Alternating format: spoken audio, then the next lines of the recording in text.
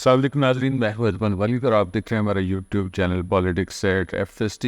آج کے ولاگ میں ہم ڈسکس کریں گے تحریک انصاف نے یا سنی تھاٹ کونسل نے پنجاب اسمبلی میں اپوزیشن لیڈر جو ہے وہ نامینیٹ کر دیا ہے، اور رانا آفتاب کو جن کا فیصل آباد سے تعلق تھا ان کو ڈراپ کر دیا گیا ہے، اور اپوزیشن لیڈر کے لیے نام فائنل ہوا ہے احمد خان بچر کا۔ سنی تھاٹ کونسل کے چیئرمین صاحبزادہ حامد رضا انہوں نے ان کا باضابطہ نوٹیفیکیشن جاری کر دیا ہے، اور پنجاب اسمبلی میں اسپیکر پنجاب اسمبلی سے ریکویسٹ کی گئی ہے کہ انہیں PTI یا سنی اتحاد کونسل کا باضابطہ طور پہ اپوزیشن لیڈر جو ہے وہ نامزد کر دیا جائے، مقرر کر دیا جائے۔ رانا آفتاب جو ہے انہوں نے اس بات صورتحال کے اوپر کیا ریئیکشن دیا یہ ہم ڈسکس کریں گے۔ اس کے بعد ہم ڈسکس کریں گے 30 مارچ کو اسلام آباد میں PTI کے جلسے کے حوالے سے کال دی گئی ہے، اس کال کے اوپر جو ہے فیصل آباد میں اب تک کا کیا رد عمل ہے، اور ساتھ ساتھ ہم ڈسکس کریں گے 2 اپریل کو سینٹ کے الیکشن ہو رہے ہیں، اس سینٹ کے الیکشن کے لیے طلال چودھری کے اور خلیل طاہر سندھو کے نامینیشنز جو ہے وہ ایکسیپٹ ہو گئے ہیں، اور ساتھ ہم ڈسکس کریں گے PP 93 بھکر کو 21 اپریل کو وہاں پہ ضمنی الیکشن ہو رہے ہیں، اور عامر شاہانی جو ہیں PP 92 اور PP 93 2 سیٹوں سے آزاد سیٹ سے کامیاب ہوئے تھے، انہوں نے ایک سیٹ جو ہے وہ چھوڑ دی ہے PP 93 کی، اور وہاں سے اب کانٹے دار مقابلہ متوقع ہے۔ سابق MNA ہیں افضل خان ڈھاڈلا اور سابق صوبائی وزیر ہیں سعید اکبر نوانی، دونوں کے درمیان جو ہے وہ کانٹے دار مقابلہ وہاں پہ ایکسپیکٹڈ ہے۔ اور شروع کرتے ہیں آج کا ولاگ، اور سب سے پہلے ہم ڈسکس کرتے ہیں پنجاب اسمبلی کو۔ پنجاب اسمبلی میں جو ہے وہ سنی اتحاد کونسل نے رانا آفتاب کو ڈراپ کر دیا۔ رانا آفتاب جو ہیں جب سے وزیر اعلیٰ پنجاب کا انتخاب ہو رہا تھا، اس سے پہلے جو ہے وہ اسپیکر پنجاب اسمبلی کا اور ساتھ میں ڈپٹی اسپیکر پنجاب اسمبلی کا الیکشن ہو رہا تھا، چونکہ تحریک انصاف کے نامزد امیدوار تھے میاں اسلم اقبال۔ اسلم اقبال جو ہے وہ ڈیو ٹو سرٹن ریزن اور ان کے خلاف مقدمات تھے، وہ پنجاب اسمبلی کے اجلاس میں نہیں شریک ہو سکے، اس وجہ سے رانا آفتاب کو اسٹاپ گیپ ارینجمنٹ کے طور پہ پنجاب اسمبلی میں ایڈجسٹ کیا گیا تھا۔ انہوں نے وہاں پہ بھرپور طریقے سے نمائندگی بھی کی، اور اسمبلی کے اندر جو ہے وہ ایجیٹیشن ہوا، عمران خان کی تصاویر اٹھا کے تمام پارلیمنٹیرین جو ہے وہ سنی اتحاد کونسل نے انہوں نے احتجاج کیا۔ اس کے ساتھ ساتھ جو ہے وہ اسمبلی کے فلور کے ساتھ اور اسمبلی کے باہر جو ہے وہاں پہ بھی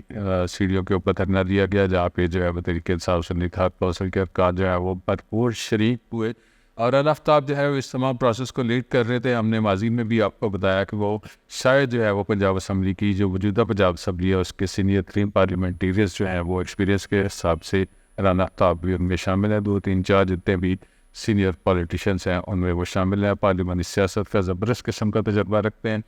1988 میں پہلی دفعہ جو ہے وہ MPA منتخب ہوئے، اس کے بعد 1993 میں دوسری بار جو ہے وہ MPA منتخب ہوئے، مسلسل الیکشن لڑتے رہے ہیں، اور 2002 میں جنرل پرویز مشرف کے مارشاء اللہ میں تیسری بار جو ہے وہ پیپلز پارٹی کے ٹکٹ کے اوپر جو ہے وہ MPA منتخب ہوئے۔ اس کے بعد جو ہے پیپلز پارٹی پنجاب کے صدر بھی رہے ہیں، اوورسیز کے پریزیڈنٹ بھی رہے ہیں، اور اس کے ساتھ ساتھ جو ہے وہ پارلیمانی لیڈر بھی رہے ہیں، اپوزیشن لیڈر بھی پنجاب اسمبلی میں رہے ہیں، اور اس کے بعد انہوں نے پیپلز پارٹی کو کوئٹ کیا، PTI میں شمولیت اختیار کی، اور 2018 میں میاں اجمل آصف سے انہوں نے PP 108 سے شکست کھائی، تقریباً 2000 سے 3000 کے قریب ان کے ووٹ کی لیڈ تھی اجمل آصف کی، اور پھر 2024 میں انہوں نے ایک بڑے مارجن کے ساتھ مسلم لیگ میں ان کے اجمل آصف کو ہرایا۔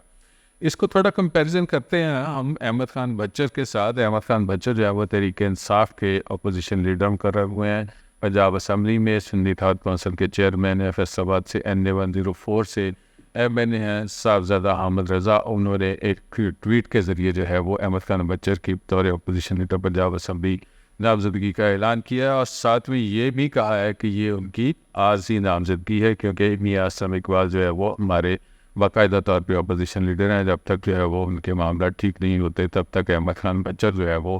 پنجاب اسمبلی میں اپوزیشن لیڈر کے طور پہ اپنی ذمہ داریاں انجام دیں گے۔ احمد خان بچر جو ہے وہ 2001 میں بلدیات کے میدان میں اترے، اس سے پہلے رانا آفتاب 2 دفعہ MPA منتخب ہو چکے تھے، 2-3 الیکشن اور بھی کنٹیسٹ کیے تھے لیکن وہ لوز کر گئے تھے۔ احمد خان بچر نے 2001 میں پہلا جو ہے وہ بلدیات کا الیکشن لڑا، اور 2013 میں پہلی دفعہ MPA منتخب ہوئے، جب رانا آفتاب جو ہے وہ 3 بار MPA آلریڈی منتخب ہو چکے تھے۔ یہ ہماری کمپین جو ہے وہ رانا آفتاب کو اپوزیشن لیڈر بنانے کے لیے نہیں ہے، لیکن ہم تھوڑا کمپیریزن کر رہے ہیں۔ وہاں پہ اسمبلی جو ہے وہ ایک بڑا فورم ہوتا ہے نئے پارلیمنٹیرینز کے لرننگ کے لیے بھی، اور پارلیمانی سیاست کے حوالے سے رانا آفتاب کا تجربہ جو ہے وہ احمد خان بچر سے زیادہ ہے، لیکن ظاہر ہے ایک پارٹی کا ڈیسیجن تھا، اس پارٹی کے ڈیسیجن کو رانا آفتاب نے اون بھی کیا۔ اس فیصلے کے بعد ہماری ان سے بات بھی ہے، ہم نے ان سے پوچھا کہ آپ کے حوالے سے کہا جا رہا تھا کہ اپوزیشن لیڈر جو ہے وہ آپ کو ڈکلیئر کیا جائے گا پنجاب اسمبلی میں، لیکن جو ہے وہ احمد خان بچر کو انہوں نے یا سنی تھات کونسل نے جو ہے وہ باضابطہ طور پہ اناؤنس کر دیا ہے۔ رانا آفتاب نے ہمیں بتایا کہ یہ پارٹی کا فیصلہ ہے اور وہ پارٹی کے فیصلے کو اوبے کرتے ہیں، ان کے لیے یہی کافی ہے کہ وہ پنجاب اسمبلی میں عمران خان کا ووٹ لے کے پہنچے ہیں اور وہاں پہ بھرپور قسم کی نمائندگی کر رہے ہیں اپنی پارٹی کی بھی اور اپنے حلقے کی بھی، انہوں نے اس فیصلے کو خوش دلی سے ایکسیپٹ کیا ہے۔ ساتھ ہم ڈسکس کرتے ہیں تحریک انصاف کے 30 مارچ کو ہونے والے اسلام آباد کے جلسے کو۔ فیصل آباد میں ابھی تک جو ہے وہ کوئی اس والے سے خاطر کا تیاریاں نہیں ہو رہی، نہ ہی ورکرز کی موٹیویشن ہو رہی ہے، نہ ہی ہمیں جو ہے وہ پارلیمنٹری لیڈرز جو ہیں وہ جو قومی اور صوبائی اسمبلی کے پارلیمنٹری لیڈرز منتخب ہوئے ہیں وہ اس والے سے کہیں پیش رفت کرتے نظر آ رہے ہیں، اور نہ ہی سٹی تنظیم یا ڈسٹرکٹ تنظیم یا ڈویژنل تنظیم تحریک انصاف کی اس حوالے سے ایکٹیو نظر آ رہی ہے۔ اگرچہ ابھی کافی دن پڑے ہیں تحریک انصاف کے اسلام آباد میں جلسے کے حوالے سے، تقریباً ہفتہ 10 دن تو پڑے ہیں، لیکن اس کے باوجود جو ہے وہ ورکرز یہاں پہ شدت سے ویٹ کر رہے ہیں کہ ان کے ساتھ جو ہے وہ رابطہ کیا جائے تاکہ وہ اسلام آباد جانے کے حوالے سے کوئی حتمی رائے عمل طے کر سکیں۔ یہ صرف تحریک انصاف کی نہیں ہے، مسلم لیگ نون کی بھی یہی صورتحال ہے۔ 8 فروری کے الیکشن کے بعد مسلم لیگ نون جو ہے وہ مرکز اور پنجاب میں اپنی حکومت بنانے میں کامیاب تو ہو گئی ہے، لیکن اس کے باوجود جو ہے وہ فیصل آباد سے جو تحریک انصاف نے ایک بڑا ڈینٹ ڈالا ہے مسلم لیگ نون کا، جو ماضی میں قلعہ کلایا کرتا تھا، اس کو مکمل طور پہ جو ہے ابھی تک مسمار کیا ہوا ہے۔ تحریک انصاف نے مسلم لیگ نون جو ہے وہ 8 فروری کی ہار کے حوالے سے ابھی تک کسی حتمی نتیجے پہ نہیں پہنچ سکی کہ فیصل آباد میں ان کی ہار کی کیا وجوہات ہو سکتی ہیں، نہ ہی اس کو سارٹ آؤٹ کرنے کے حوالے سے کوئی کوشش ہو رہی ہے۔ شاید اس کی بڑی وجہ یہ ہے وفاق میں مسلم لیگ نون کے وزیر اعظم ہیں میاں شہباز شریف، اور پنجاب میں وزیر اعلیٰ ہے مریم نواز شریف۔ شاید یہ 2 بڑے ٹارگٹ تھے جو انہوں نے حکومت سازی کے بعد جو ہے وہ مکمل کر لی ہیں، اسی وجہ سے غالباً جو ہے وہ فیصل آباد میں 8 فروری کی ہار کی وجوہات جاننے کی کوشش نہیں کی جا رہی، اور ورکرز جو ہے وہ شدت سے انتظار کر رہے ہیں بلدیاتی الیکشن کا۔ مسلم لیگ نون جو ہے وہ ابھی تک اپنی ہار کا جو ہے وہ ریزنس جاننے میں کامیاب نہیں ہو سکی، اور آگے پھر سے جو ہے وہ بلدیات کے الیکشن آنے والے ہیں، اور